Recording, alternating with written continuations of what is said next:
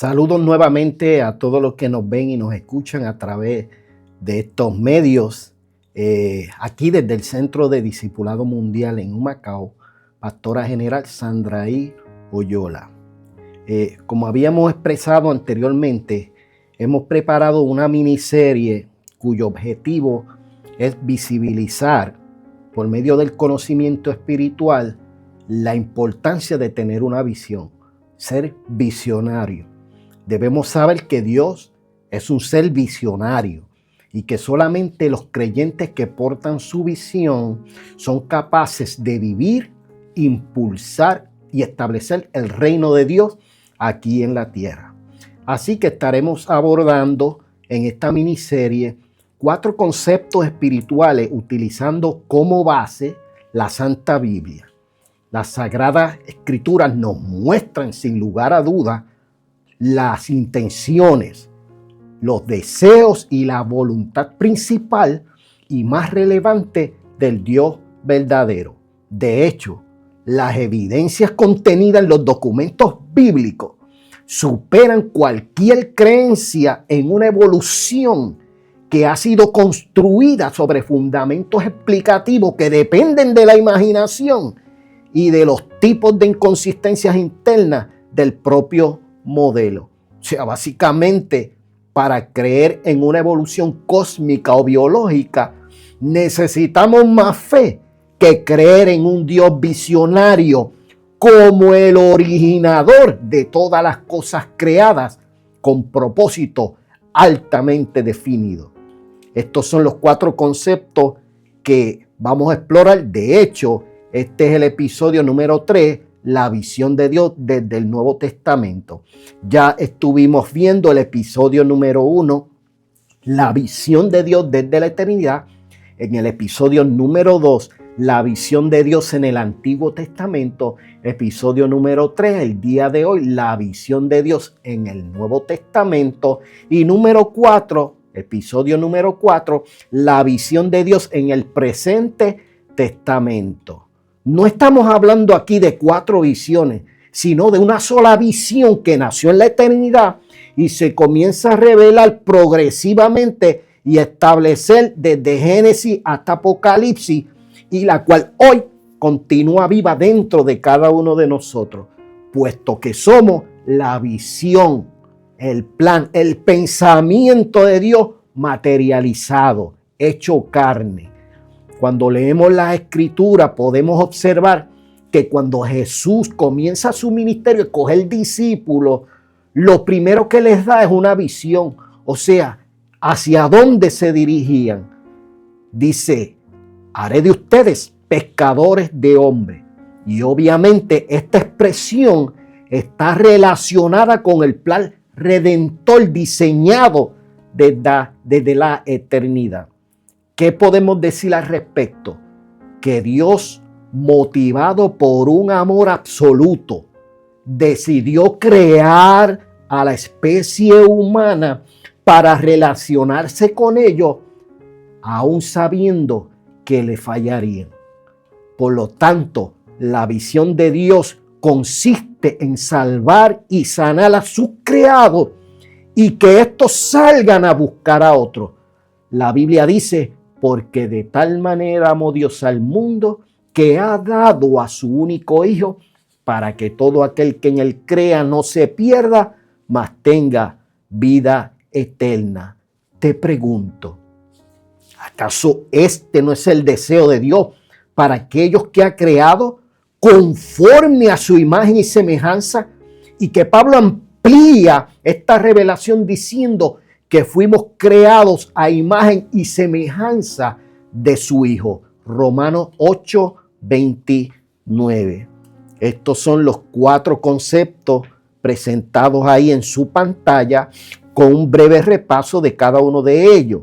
La visión de Dios desde la eternidad tiene que ver con asuntos de naturaleza espiritual planificados desde antes de la creación.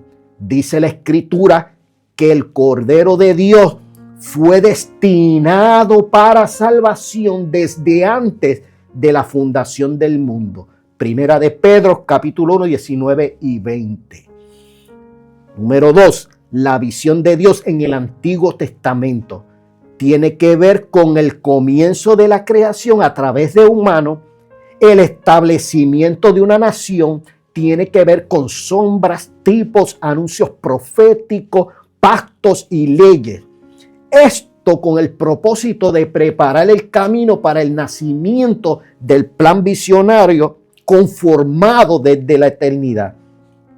Por ejemplo, la Escritura nos muestra que en el modelo del tabernáculo que Dios le ordenó construir a Moisés, con todos sus rituales y elementos, y que vemos en el Antiguo Testamento, todo eso era figura y sombra de las cosas celestiales que eventualmente serían una realidad tangible a otro nivel. Esto se encuentra en Hebreos capítulo 8. También el apóstol Pablo menciona que ciertos requisitos de la ley en el Antiguo Testamento eran sombra de lo que habría de venir, puesto que en Cristo estamos completos, hablando en términos de salvación. La ley no nos podía salvar, los rituales no nos podían salvar, nada nos podía salvar. Eso era sombra, aquellos sacrificios en el Antiguo Testamento eran sombra de lo que había de venir. Jesucristo es el Cordero de Dios que quita el pecado del mundo. Número 3, la visión de Dios en el Nuevo Testamento. La visión de Dios en el Nuevo Testamento tiene que ver entonces con la concepción, nacimiento, crecimiento, muerte y resurrección del visionario Hijo de Dios. Tiene que ver el Nuevo Testamento. La visión de Dios en el Nuevo Testamento tiene que ver también con profecías cumplidas, discípulos escogidos, la educación espiritual y transformación de estos discípulos, entre otros. La Escritura dice en Juan capítulo 1 y 14 que aquel verbo fue hecho carne. ¿Qué verbo? La visión de Dios desde la eternidad, el verbo que estaba acompañando al Padre. Dice que aquel verbo fue hecho carne, biología, y habitó entre nosotros. Y vimos su gloria, gloria como el unigénito del Padre, lleno de gracia y de verdad. Número 4, la visión de Dios en el presente testamento tiene que ver con la continuidad, seguimiento y compromiso de preservar el plan universal establecido desde la eternidad por el Dios visionario a través de nosotros. La Escritura dice: vosotros sois real sacerdocio, nación santa, pueblo adquirido por Dios para anunciar las virtudes de aquel que nos llamó de las tinieblas a su luz admirable. Vosotros que en otro tiempo no éramos pueblo, pero ahora venimos a ser el pueblo de Dios. Maravilloso. Esta visión intencionada de Dios fue y será fundamentada y motivada por un amor alto, ancho y profundo que no ha cambiado ni cambiará por nada. La Escritura dice: porque de tal manera amó Dios al mundo que ha dado a su Hijo unigénito, para que todo aquel que en él crea no se pierda, mas tenga vida eterna. Y dice: porque no envió Dios a su Hijo al mundo para condenar al mundo, sino para que el mundo sea salvo por él. Juan capítulo 3, 16 y 17. Hoy, en este episodio número 3, estaremos abordando el tema la visión de Dios en el Nuevo Testamento. Como habíamos expresado anteriormente, la visión de Dios en el Nuevo Testamento tiene que ver con la concepción, nacimiento, crecimiento, muerte y resurrección de Jesucristo, el Hijo de Dios. Tiene que ver con profecías cumplidas, tiene que ver con discípulos escogidos, tiene que ver con la educación espiritual, la transformación de estos, la venida del Espíritu Santo, tiene que ver con el desarrollo de la iglesia primitiva, entre otros. La Escritura dice que aquel verbo, como habíamos dicho ahorita, ya había sido hecho carne, fue hecho carne y habitó entre nosotros. El apóstol Juan dice más adelante que ese verbo es Jesús y Dios mismo que se hizo carne, humano, biología para habitar entre nosotros y así cumplir con la visión de Dios conformada desde la eternidad para redimir a la especie humana. En adición, tiene que ver con el fin de los tiempos. La visión de Dios en el Nuevo Testamento tiene que ver también con el fin de los tiempos y dónde pasaremos la eternidad. En la Biblia Jesús afirma que hay dos opciones para la vida después de la muerte, que son la unión eterna con Él o la separación eterna. De hecho, Jesús habló de un infierno preparado para aquellos que no le reciban y que persistieron en vivir en pecado. No podemos negar esta realidad revelada aquí en el Nuevo Testamento. Así que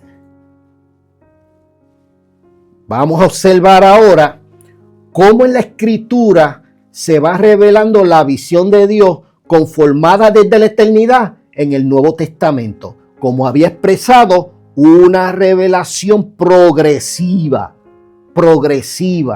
que va mostrando y definiendo aún más el plan establecido, la visión desde la eternidad.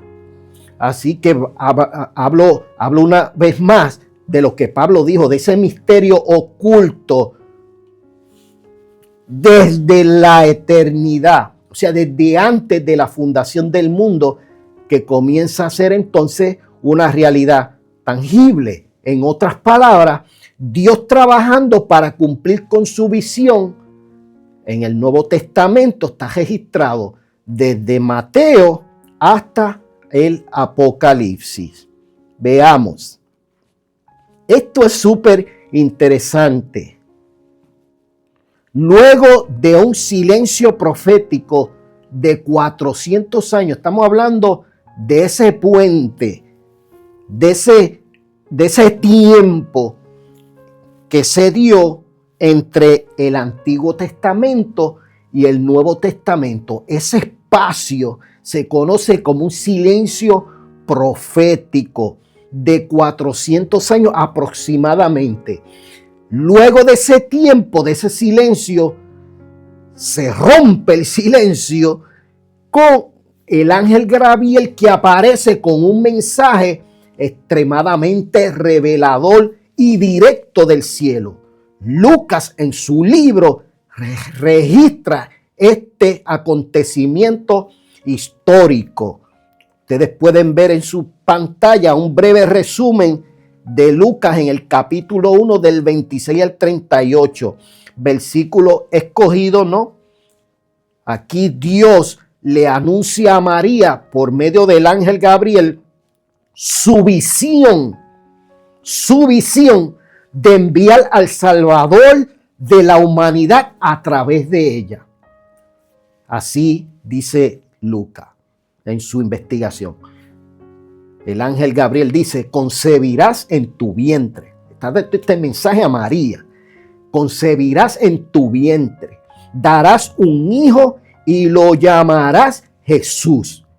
Este será grande y será llamado Hijo del Altísimo. Y el Señor Dios le dará el trono de David. Acuérdense del pacto, de lo que hablamos en el episodio anterior, del pacto davídico. Dios le dará el trono de David, su padre. Su reino no tendrá fin. El Espíritu Santo vendrá sobre ti y el poder del Altísimo te cubrirá con su sombra, por lo cual el santo ser que nacerá será llamado Hijo de Dios. En este acontecimiento podemos observar que parte de las profecías de Isaías y del pacto davídico en el Antiguo Testamento se están cumpliendo aquí. ¿Cuáles? Sobre el nacimiento de un niño, sobre ese nacimiento a través de una virgen. Ese ser será llamado Hijo de Dios, Jesús. Será concebido por el Espíritu Santo, obviamente como Hijo de Dios. Emmanuel, entonces Dios con nosotros. Y el pacto davídico que hablaba sobre un rey eterno, un reino que no tendrá fin. Cuando vemos entonces a Dios, el visionario, transmitiendo su visión a sus creados, ¿qué podemos resumir? Que Dios salió a salvar y a sanar. Que Dios salió a salvar y a sanar. El Padre salió como Jesús para ofrecer salvación y sanidad a la humanidad. En adición, entonces Jesús escoge discípulos y los salva, los sana y los envía. Salgan. Jesús dice en la Escritura, que queda registrado, como el Padre me envió, así yo los envío. Y esta es la visión constituida desde la eternidad, que Dios desea relacionarse con sus seres humanos, pero ya desde la eternidad Dios sabe que tiene que haber sangre derramada, que tiene que salir, dejar su trono de gloria, venir a esta tierra, caminar entre nosotros, ser sacrificado para pagar el precio por nuestro pecado, por nuestro pecado. ¿Qué podemos ver aquí entonces? Que la visión planificada desde la eternidad fue una realidad tangible y quedó registrada como un hecho histórico en el Nuevo Testamento cuando Jesús cumple con su obra en la cruz del Calvario. La redención, la justificación, la regeneración. ¿Qué tiene que ver son aspectos o términos, no? La redención, cosas que Jesús logró y que podemos disfrutar. La redención, comprados a precio de sangre. La justificación habla que nos declaró no culpables. La regeneración habla de un nuevo nacimiento. La santificación habla de la ayuda del Espíritu Santo para que podamos triunfar aquí en la vida y ser semejantes a Cristo. Y la glorificación, todo esto son aspectos vinculados a nuestra restauración y que estaban considerados dentro de la visión de Dios desde la eternidad. Durante todo el ministerio de Jesús podemos observar que toda su misión estaba orientada a cumplir la visión de Dios planificada desde la eternidad. Jesús estaba bastante claro y convencido. Nosotros también debemos estar claramente convencidos de dos cosas con respecto a Dios y a nosotros mismos. Por ejemplo, Jesús estaba muy claro de estos dos asuntos, de una visión. Sabía para qué vino. Jesús sabía para qué vino. Entendía, conocía perfectamente la visión de Dios. Sabía para qué vino. Sabía que tenía que morir. Sabía que tenía que ser sacrificado. Pero sabía también que su sacrificio iba a rendir fruto. Y usted y yo somos parte de ese fruto. Jesús también conocía su misión. O sea, sabía cómo lograrlo. Conocía la misión, Sabía para qué vino y conocía la misión. Sabía cómo lograrlo. Y nosotros también tenemos que estar convencidos, muy claros de estos dos asuntos. Somos hijos de Dios comprados a precio de sangre. Por lo tanto, es muy importante que nuestras vidas cada día estén orientadas conscientemente con respecto a la visión de Dios y misión en la que estamos insertados. Vamos a ver ahora este slide, pero antes debemos poner en perspectiva la relación que existe entre una visión y una misión brevemente. La misión nos muestra la manera, forma o procedimientos y estrategias de cómo lograr cumplir con la visión. En otras palabras, la visión nos muestra qué debemos lograr y la misión nos muestra cómo debemos conseguirlo. El modelo de Jesús que ustedes vean ahí en su pantalla es el ejemplo a seguir en todo nuestro pensar, sentir y hacer en nuestra vida para continuar con el plan diseñado desde la eternidad. En otras palabras, el modelo de Jesús es la misión, o sea, la manera en cómo dar continuidad a la visión de Dios que consiste en salvar y sanar sus hijos destinados desde la eternidad y que estos salgan a buscar a otros. Veamos nuestra misión entonces, el modelo de Jesús, lo que nos muestra en estos 4 pilares presentados. Por ejemplo, el gran mandamiento, la gran comisión, la gran estrategia y el gran objetivo.